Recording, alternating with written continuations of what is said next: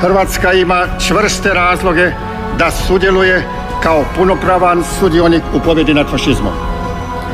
Usprkos nepobitnim povijesnim činjenicama, mi još uvijek moramo svijetu dokazivati da je antifašistički pokret sa svojom partizanskom vojskom i političkim predstavništvom u Hrvatskoj bio jači nego li u bilo kojoj drugoj zemlji bivše Jugoslavije pa i Europe. Hrvatskom antifašističkom pokretu pripadaju zasluge da je u sastav Hrvatske uključena Istra i vraćena domovini Rijeka, Zadar, otoci i od Italije okupirani dijelovi Dalmacije. Tito je bez dvojbe bio jedan od najvećih državnika Europe razdoblja drugog svjetskog rata.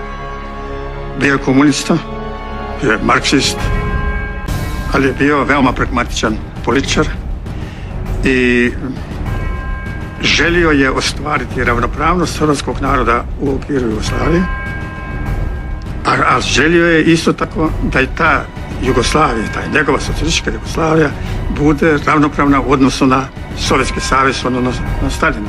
Zasluge Tita su, što se hrvatskog naroda tiče, u tome što je on, znači, sa antifašističkim pokretom doveo hrvatski narod na stranu pobjedničkih demokratskih sila antifašističke koalicije, što je omogućio da se stvori federalna država Hrvatska i po ustavu, i prvom ustavu 45. pa do ustava 74. što je omogućio da imamo i pravne osnove za samoodređenje i za proglašenje samostalne Hrvatske.